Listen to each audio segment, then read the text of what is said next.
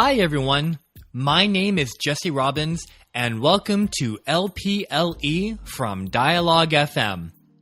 We're the podcast that lets you practice listening in English. We speak English slowly and clearly so that you can follow along and understand native English speakers more easily.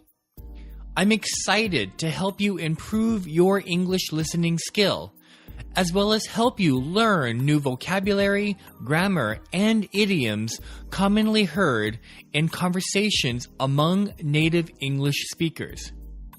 If you want to practice listening in English, then we invite you to join our conversation. Hi, Jane. Hi, Jesse. As we are recording this episode, it is Wednesday, March 8th. This Sunday will be daylight saving time, which means you know the rhyme, or it's not a rhyme. It's more of a memory hook. Yeah, a jingle, kind of, right. Something to help us remember what to do with our clocks. Right. And that phrase is spring forward, fall back. Spring and fall are verbs, right? To spring means to jump. Yes. Very fast. Usually forward. And fall is another verb. Fall down or fall backwards. The phrase spring forward, fall back is helpful because it reminds us about what we do with our clock. Now, we have technology. We have computers, we have our phones, and we have digital watches.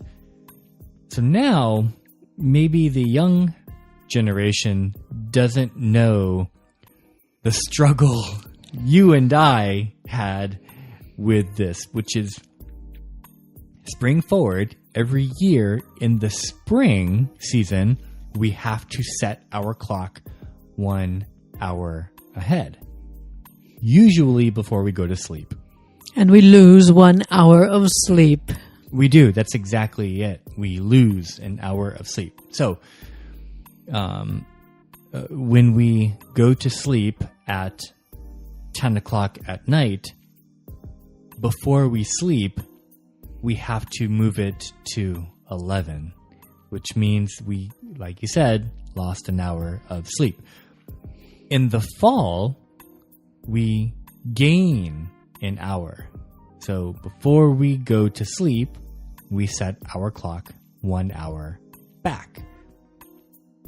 The problem you and I had growing up is that we would have multiple clocks in the house. Yes. Think back to your house. How many clocks? Oh, my house that I live in now has the clock that's connected to the furnace. It has the clock that's connected to the microwave, to the stove. I think there's a radio. And none of those do it automatically. I still have to set them. Mm-hmm. In the car, right? There's a clock in the car. That's right. I have to set it too. And my car has a lot of electronics, which are quite sophisticated, but it still doesn't do my clock. Exactly. So, daylight saving time is annoying. And that's my opinion on this time of year. If you look online, Jane, there are plenty of funny videos explaining why we have daylight saving time, the history of this day. Interestingly enough, of course, not every country has daylight saving time. My language partner in Vietnam This is a perfect example. Right now, in order to meet my Vietnamese language partner online, I have to wake up at 6 o'clock in the morning. My practice with her starts at 6:30. 6:30 in the morning in Seattle is 9:30 at night in Vietnam. So I'm excited for this time change because that means I get to wake up at 7 o'clock. So even though I lose an hour on Tuesday morning and Thursday morning, I gain an extra hour of sleep because my schedule starts based off of my time in Vietnam, which does not change. So Vietnam never changes, is that right? That's correct. Because Western Europe tends to change. The two countries I'm in touch with most, France and England, they do change, but not always the same weekend that we change. Wait, what? They don't always change the same weekend we do. So, for example, I talk with a friend in Paris maybe once every 3 weeks. And we will usually calculate in the spring, wait a minute, there might be only 8 hours between us instead of 9. Usually there are 9. But sometimes the French clock changes on a weekend 2 or 3 weeks before we do, or vice versa. And they do it, but not on the same schedule. That is so annoying. It is. It's tricky. It's very tricky. Tell me, you said that you had seen videos to explain the origin. Did it have something to do with the farm and the agriculture?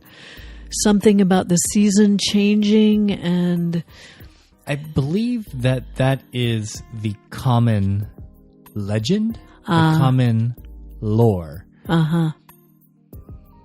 However, if I recall correctly, I think it had to do with war. Uh-huh. Now, this is the problem I have every year, which is I've seen that video every year around this time, and 1 year later, I forget. Yes. So I don't want to talk about the video mainly because I'm sure that I have forgotten most of the details and I will misremember something.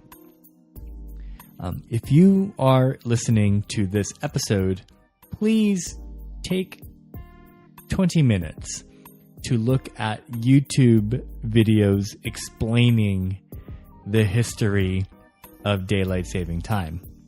You know, Jane, another interesting fact about daylight saving time is that there are some locations in America that don't follow daylight saving time.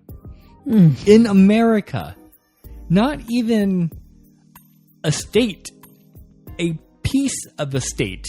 Like a county or a town or county, something? A town, I believe a Native American reservation. If you look at a map about which states and which areas follow daylight saving time, you will actually see some areas that don't follow it. My hope is that we can stop doing this. It is unnecessary. It's wasteful now, I think, because there are always significant number of people who forget and are late or miss something because of it. And whatever reason it originally had seems to me to have disappeared. I don't even know which time is considered normal time and which time is the artificial time. Is the spring, summer the artificial, or is it... That's a good question. I have no idea. We have no idea, you know? Right. It's become so... the meaning, the significance, the usefulness of daylight saving time has disappeared. So we don't even remember which is called standard time and which is called saving time. That's right. So, for example, we live in Pacific time, the PT. Mm-hmm. However, the real term is Pacific Standard Time. Mm-hmm. When the time changes, the name changes. I think it changes to Pacific Daylight Time. Yes, PDT. I think. PDT, right? Yeah. So even the term we use changes from PST to PDT. Yes. I think that the summer months from spring to fall is the standard time. Okay. Okay. Because we have more daylight. And if we're trying to save daylight, then we would change our clocks when we start to lose daylight, right? Yeah, to keep the evening hours light as long as possible. Exactly. I guess. Exactly. So this year, I hope you enjoy spending 20 to 30 minutes changing your clocks. It probably won't take that long. But we do it so infrequently that invariably we do have to remind ourselves, wait, how do I change the clock on my microwave? Exactly. Every time I have to take out the instruction manual for my car. On your watch, too. Oh, yeah. Actually, I'm wearing this watch right now to remind myself to get a new battery.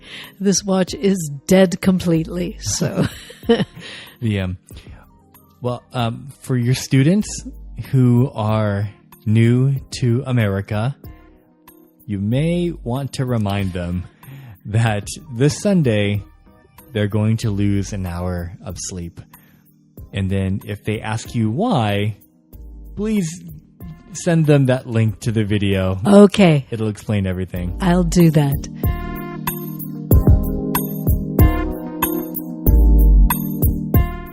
Thank you for listening to this episode of LPLE.